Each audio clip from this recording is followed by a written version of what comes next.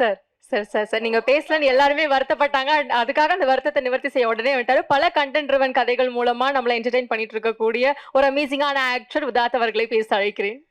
இல்ல நான் எந்திரிச்சு வந்துட்டா உங்கள அவமரியாதை பண்ண மாரி இருக்குமோன்னு ஒரு டவுட்டு. ஆனா இருந்தாலும், தலைவா இவ்வளோ பேசுனீங்களே, படத்துல கொஞ்சமாவது ஒரு உலகத்திலேயே டப்பிங்க்கு கேட்ட தொறந்துட்டு வெளில வந்த மொத ஆள் நான் தான். உள்ள போயிட்டு டப்பிங் இருக்கு. எனக்கா? ஆமா. அப்படின்னா உள்ள டப்பிங் போனா முடிஞ்சுச்சு போலாம் அப்படின்ட்டாங்க. அப்படி வந்த ஃபர்ஸ்ட் ஆள் நான். ஆக்சுவலா கடைசி பேசவே கூடாதுங்க.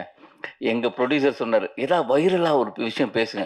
சரி என்ன நம்ம வந்து நம்ம லைஃப்லயே என்ன நடக்குதோ அதத்தான் பேசுறோம். என்ன வைரலா என்ன பேசலாம்னா ஒரு ஐடியா ஒண்ணு பேசிட்டு வந்தாயா வந்து சரத்து நீ படத்துல காமெடி பண்றன்னு எனக்கு காமெடி பண்ணிட்டு போயிட்டியே. சரி ஒரு ஐடியா நம்ம படத்துல தான் பேசல. இங்கேயும் வந்து இப்படி பார்த்துட்டு போய் உட்காந்துரலாம். என்னன்னு கேட்டா ஏதோ ஒண்ணு பண்ணலாம்னு பார்த்தா உடைச்சான். அடுத்து தலைவன் யாரு தலைவன் வர ஆள்லாம் வந்து என்ன பேசுறது சொல்லுங்களேன், என்ன பேசுறது? திருப்பி எல்லாரும் பேசுறது நான் திருப்பி பேசணும். இருந்தாலும் நாங்கள் எல்லாரும் இந்த படம் மூலமாக ஒன்றானோங்கிற தாண்டி நாங்கள் பர்சனலாக அங்கங்கே சந்திச்சிருக்கிறோம். உங்கள் இது பண்ணி சொல்கிற மாதிரி அது மாதிரி இடங்கள்ல சந்திச்சிருக்கிறோம். ஆனால் அது வந்து நாங்கள் எல்லாம் சேர்ந்து ஒரு படம் பண்ணோம்ல. ஆக்சுவலி கலையும் நானும் வந்து ஒரு வெப் சீரிஸ் பண்ணியிருக்கோம். அது உண்மையிலேயே ரொம்ப பிரமாதமாக வந்திருக்கு. அதுக்கப்புறம் ஏன்னா நல்ல படங்கள் பண்ணுங்க, அதே 2 பேரும் சேர்ந்து இப்போ ஒரு படம் பண்ணியிருக்கோம். அந்த படம் எல்லாருக்குமே பியூட்டிஃபுல்லுங்க. எல்லாருக்குமே ரொம்ப முக்கியமான விஷயம். எனக்கு மட்டும்தான் கொஞ்சம் தயக்கம் இருந்தது படம் பண்ணி முடிச்சுட்டு. ஏன்னா படத்தில் எனக்கு டயலாக்கே கிடையாது. அது ரொம்ப கஷ்டமாக இருந்தது அதை பண்ணுறதுக்கு. டைரக்டர் கொடுத்த கான்ஃபிடென்ட்டு நான் கடைசியில் வந்து நான் எனக்கு வேணும்னு சொல்லி நானே டயலாக் அவர்கிட்ட சொன்னேன். அவர் உடனே எழுதி கொடுத்தாரு. எடுத்துருவோம் பார்த்தாரு, எடுக்கவே இல்லை. என்னங்க நீங்கள் ஏமாத்திட்டீங்க அப்படிங்கும்போது ராமர் எடிட்டர் அவர் தான், இல்லை சார் செம்மையாக இருக்குது நீங்கள் பாருங்கன்னு. நான் எதுக்கு ராமருக்கு கிளாப் பண்ணேன்னா, இவர் பேசினது வெற்றிமாறன் சார் ஆடியோவில் பேசின போது நான் அவருக்கு பெரிய ஃபேன் ஆகிட்டேன். செம்மையாக பேசினார். அப்போ நான் வந்து சிவன் இவரை கும்பிட்றாரு. அப்போ சிவனடியார் வந்து அவர் வாயிலேருந்து சொல்லிருச்சு, நீங்கள் எக்ஸ்ட்ரானரியாக இருக்குது நீங்கள் இதில் உங்களுக்கு டப்பிங் உங்களுக்கு டயலாக் இல்லாத தான் புதுசாக இருக்குது அப்படின்னாரு. அந்த நம்பிக்கையோடு நானும் இருக்கிறேன். ஆக்சுவலாக இது வந்து பியூட்டிஃபுல் ஸ்டோரி. என்னென்னா கணேஷ் சார் வந்து ஒரு 8 வருஷத்துக்கு முன்னாடி ஒரு கதை சொன்னார் எனக்கு. ரொம்ப அற்புதமான கதை. அதுக்கு நாங்கள் ப்ரொடக்ஷன்லாம் பார்த்து ஒன்று இருந்தது. அது ட்ரை பண்ண நடக்கலை. ஆனால் நான் அவர்கிட்ட சொன்னேன், நீங்கள் எந்த படம் எடுத்து கூப்பிட்டாலும் நான் கண்டிப்பாக இருப்பேன் அப்படின்னு தான் சொன்னேன். இந்த படம் மூலமாக தான் எனக்கு சசி சார் அறிமுகமானார். நான் இப்போ சொல்கிறேன், சில படங்களை சொல்லியிருப்போம். ஆனால் அவங்க புது தயாரிப்பாளராக இருப்பாங்க, வந்து என்னை அப்படி பார்த்துருப்பாங்க. ஆனால் சினிமாவுக்குள்ளேயே கிட்டத்தட்ட 15-16 வருடமாக சினிமாவில் இருந்து ஒரு தயாரிப்பாளர் சேர்ந்து என் சம்பளத்தை பிரதர் இதுதான் அப்படின்னு சொன்னது அவர் தான். அதே மாதிரி நான் பணம் ஒரு நாள் கூட கேட்டதில்லை. பணத்தை கொடுத்துட்டாரு. கேட்காமலே போனோன்னா அந்த பணம் வந்தது. சரி பணம் வந்துருச்சுன்னா நான் நினச்சேன் அவர் என்னுடைய ஊர். இங்கே பழகினதுக்கப்புறம் தான் தெரியும் அவர் ஏன் ஊருன்னு. சரி நம்ம ஊருக்காரன் நம்ம கரெக்டாக கொடுத்துட்டாருன்னு நினைக்கிறேன். பார்த்தா எல்லாருக்குமே ஃபோன் பண்ணி கூப்பிட்டு கொடுத்தாரு. அது பெரிய விஷயம். இவ்வளோ வருஷமாக சினிமாவில் இருந்து, இல்லைப்பா ஒரு படம் பண்ணியிருக்கேன் இன்னும் எனக்கு அது முடியல அப்படிலாம் கருத்து சொல்லாமல், அவங்க டப்பிங்க்கு முன்னாடியே நாங்கள்லாம் சரி டப் பண்ணிட்டு வாங்கிக்கிறோம், டப்பிங்க்கு முன்னாடியே எல்லார் பணமும் செட்டில் பண்ணது. அது உங்களுடைய உள்ளத்துக்காகவே கண்டிப்பாக. நீங்கள் ட்ரெஸ்ஸு மட்டும் வெள்ளை இல்லை, நீங்கள் கம்பெனி வெள்ளை இல்லை, நீங்களே வெள்ளையான மனிதர் தான். கண்டிப்பாக அந்த படம் ஒரு டெஃபினட்டாக ஹிட் அடிக்குங்கிற எனக்கு நம்பிக்கை இருக்குது. அவர் தான் மியூசிக் டைரக்டர். உங்களை நான் வந்து ஆக்சுவலி நான் படம் பார்க்கல, ஆனால் இந்த ட்ரெய்லர் பார்த்த போதே தெரிஞ்சது பியூட்டிஃபுல்லாக இருந்தது. அதே நேரம் வந்து இந்த படத்தோட சாங் அஜீஸ் ரொம்ப பிரமாதமாக பண்ணியிருக்காரு. அவருக்கும் என்னோடய வாழ்த்துக்கள், ஆர்ட் டைரக்டருக்கு வாழ்த்துக்கள், எல்லாருக்குமே. மாஸ்டர் ரொம்ப நன்றி மாஸ்டர். குரங்கு பொம்மைக்கு அப்புறம் இப்படி ஒரு படம் பிரமாதமாக இருக்குது. பாட்டு சரி நம்மளும் கொஞ்சம் அழகாக தெரிகிறோமே அப்படின்னா உதய்க்கு நன்றி. பியூட்டிஃபுல்லாக அந்த ஒரு நாளில் இவ்வளோ அழகாக சாங் எடுக்க முடியுமான்னு எனக்கு தோணுச்சு. ரொம்ப ஆச்சரியமாக இருந்தது. பியூட்டிஃபுல்லாக பண்ணியிருக்காங்க. மேலே இருக்க எல்லாருக்கும் நன்றி. அதான் நானும் ஏதாவது ஒன்று பேசலாம் அப்படின்னு வந்தால் எல்லாரும் நடந்தது பூரா பேசிட்டா நான் என்ன பேசுறது சொல்லுங்க. கஷ்டம். கடைசியில் நான் வந்து இது நன்றி உரை தான், அதனால சொல்கிறேன். வேற யாராவது வந்து நன்றி உரை சொல்லுவாங்க, நான் சொல்கிறேன் எங்கள் கம்பெனியில் இப்படி அற்புதமாக ஒத்துழைப்பு கொடுத்த நடிகர்களுக்கும் டெக்னீஷியனுக்கும். இல்லைண்ணா, நானுமே வந்து ஃபர்ஸ்ட் படம் வந்து ஓ மை கோஸ்ட்னு ஒரு படம் பண்ணாரு. அதில் யார் நடிக்க வச்சதா தெரியும்ல? ஆமா, சன்னி லியோன் நடிக்க வச்சிருந்தாரு. நான் அதெல்லாம் யோசிச்சு அதை வச்சு எதாவது பேசலாம், அவரோட கண்டென்ட்டுங்கிறேன். அதுக்கு பதில் இந்த படத்துல யாரும் கூப்பிட்டுருக்காரு தெரியும்ல? யார் சொல்ல? அஜித். ஏன்னா அவர் நடிச்ச படங்கள் 24 கிஸ்ஸஸ், அப்படிதான். அதுக்கப்புறம் ஸ்வீட்டி நாட்டி கிரேசி, அப்புறம் ஹாப்பி எண்டிங். படம் பேர்லாம் வந்து ஹாப்பி எண்டிங் 2வா? ஹாப்பி எண்டிங் ஒரு படம் வரப்போகுது. இந்த மாதிரி அதான் அப்ப இந்த படம் என்ன சார், ஃபர்ஸ்ட் படம் அப்படி ஒரு ஜானர், செகண்ட் படம் இப்படி ஒரு ஜானர்னு யோசிச்சா அதை பேலன்ஸ் பண்றதுக்காக தான் ஆதித்தை கூப்பிட்டு நடிக்க வச்சிருக்காரு. இந்த மாதிரி நிறைய விஷயங்கள் இருந்தது பேசுறதுக்கு. இப்போ எனக்கு அங்க இருந்து கிளாப்லாம் பண்ண ஆரம்பிச்சிட்டீங்க. அதனால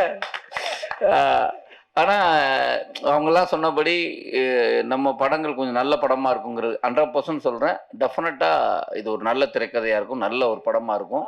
உங்களை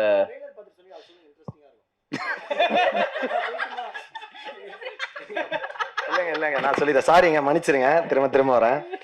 என்னன்னா படம் முடிச்சுட்டு எல்லாம் முடிஞ்சு எல்லாருக்குமே வந்து ஒரு எப்பயுமே ஒரு படம் முடிச்சுட்டா இருக்கும்ல, ஒரு படம் கதை கேட்கும்போது நமக்கு ஒரு ஃபீலிங் இருக்கும், படம் எடுக்கும்போது ஒரு ஃபீலிங் வரும், நல்லா வருமா வராதுன்னு. படம் முடிஞ்ச உடனே ஒரு ஃபீலிங். இது இயல்பா எல்லாருக்கும் இருக்க ஒரு பயம் தான். கடைசியா பிரசன்ட் மீடியா மக்கள் பார்த்து இது நல்லா இருக்குன்னு சொல்லி கொண்டாடினா தான் வெற்றி. அப்படி இல்லைன்னா அது நம்ம சொல்லிக்கிறது கிடையாது. நம்ம எல்லாருக்குமே எல்லாமே பிடிச்சிதான் பண்றது, பிடிக்காம பண்றது இல்லை. இந்த படம் முடிச்சுட்டா நேற்று ப்ரொமோஷன்லாம் பண்ணிட்டு இருக்கோம். வந்து அவங்க சொன்ன மாதிரி ஒரு இப்போ ப்ரெஸ் மீட் ஸ்டேஜில் இந்த மாதிரி தான் எல்லா ப்ரொமோஷனுமே இருக்குது. ஒரே ஸ்டோப்பால், அது சோப்பா 2 தான் போடுறாங்க, ஒரு 15 பேர் உட்காந்து ஒரே டார்ச்சராக வந்து ஒன்று பண்ணுறாங்க. கால் மேலே யாராவது பார்த்து தயவு செஞ்சு இந்த படம் ப்ரொமோஷன் பார்த்து இவனாட திமுறா கால் மேலே கால் போடுவோம் தயவு செஞ்சு தப்பாக நினச்சிக்காது. உண்மையாக இடம் இல்லாமல் முடியாமல் உட்காந்து பக்கத்தில் உங்க கால் இடிச்சிட கூடாதுன்னு உட்காந்து தான். அப்படி இருக்கும்போது இவர் ட்ரெய்லர் நேற்று என்னங்க அப்படின்னு இவர் வந்து ஒரு ஜென்சி கிட் மாதிரியே பிஹேவ் பண்ணிருக்காரு எங்கள் டைரக்டர். பயங்கர அவரே ஜோக் அடிச்சுட்டு அவரே சிரிக்கிறாரு.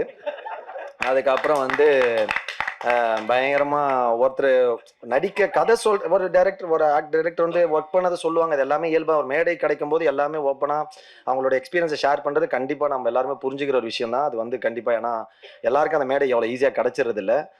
பட் அவன் டப்பிங் எப்படி பண்ணாங்க, டப்பிங் என்ன ட்ரெஸ்ல வந்தாங்க, என்ன செருப்பு போட்டுன்னு வந்தாங்க, இல்லை வந்து ராபிடோல வந்தாங்களான்லாம் சொல்லியிருந்தாங்கல்ல, அதுதான்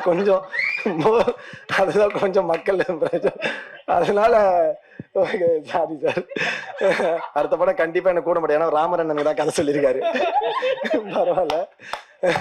என்னன்னா இந்த படம் ட்ரெய்லர் நேற்று காட்டணும்னாரு. நானும் இவரு உட்காந்து பேசினோம். என்னண்ணா படம் அண்ணன் வேற பழைய ஜோக்கா அடிக்கிறாரு, படம் எப்படி வந்திருக்குன்னு தெரியலையே. என்ன வேற கூப்பிட்டாரு, 10 நாள் டேட்டுனாரு, ஒரு 6 நாள்லயே முடிஞ்சிச்சு கிளம்புங்கன்ட்டாரு. நான் வேற பல பிளான் வச்சிருந்தேன். என்னன்னா புரியலன்னு அந்த படம் எப்படின்னா அப்படின்னா, அதே டவுட் தான்டா எனக்கு அப்படின்னாரு. அதே டவுட் தான்டா எனக்கும், கொஞ்சம் லேட்டாவே ரிலீஸ் ஆகுது அப்படின்னாரா. உடனே சரி ட்ரெய்லர் போடணும்னு எல்லாம் ப்ரிப்பேர் ஆகி ட்ரெய்லர்லாம் உட்காந்துருந்தோம். இவன் ஒரு 5 தடவை அதுக்கு ஏற்ற எப்பவுமே ஒரு சேட்டை பண்றேன்னு டார்ச்சர் பண்ணுவான் இந்த த்ரிகன்னு. ஒரு 4 தடவை ப்ளே பண்ணி ரிவர்ஸ் ஃபர்ஸ்ட்ல இருந்து போட்டு ட்ரெய்லர் முடிஞ்சோடனே இவர் உடனே மைண்ட் வைஸ் நினைச்சு, என்னடா ட்ரெய்லருக்கு நல்லா இருக்க மாதிரி இந்த படம் ஓடிடும் போலி அப்படின்றாரு. டேரக்டர் ஃப்ரெண்ட்ல இல்ல சார், ஓடுறதுக்கு தான் சார் நான் படம் எடுத்தேன். இல்லைங்க அப்படிதாங்க எங்களுக்கும் தெரியும், பட் ஒரு சின்ன பயம் தாங்க அப்படின்னும். ஸோ அந்த மாதிரி ரொம்ப ஓப்பனா ஃப்ராங்கா பேசுறவர் எங்க அண்ணன். ஃப்ராங்கா பேசலாம் நீ எல்லாம் இல்ல. என்னன்னா படம் முடிஞ்சு கிட்டத்தட்ட ஆமா 1 இயர் ஆயிடுச்சு படம் முடிஞ்சு. அப்போ 1 இயர் ஆனாலும் நிறைய படங்களை பார்த்துருப்போம். அப்போ நம்ம ஒரு லேட்டானா இந்த மாதிரி ஏதாவது விஷயம் வந்திருக்குமோ அப்படிங்கிற ஒரு சின்ன எனக்கு சாங் இருக்கிறதே தெரியாது. திடீர்னு நேற்று தான் சாங் பார்த்தோம். ஓ இந்த படத்துல பாட்டுலாம் இருக்கா, நம்ம ஆடி இருக்கோமா அப்படின்னு. அதுல வந்து என்னப்பா கரெக்டா இருக்குமா, அந்த டைம் ஓகேயா, நமக்கு அந்த கதை எதுவும் வந்துச்சு, சீக்வன்ஸ் எதுவும் வந்தா. ஏன்னா அதுக்கப்புறம் ஒரு 6-7 படம் நடிச்சிருக்கோம், அந்த கதையில ஞாபகம் இல்லை. அதில் பார்த்தோன்னே எனக்கு உண்மையிலே அந்த ட்ரெயிலர் பார்த்தேன். நீங்கள் பார்த்து நான் ஒன்றும் போய் பேசல, நீங்கள் ட்ரெய்லர் பார்த்தீங்க. அப்போ பார்த்ததுல சொன்னேன், அதை வேறையா சொல்லி அவர் இருந்ததே எனக்கு தெரியலையே.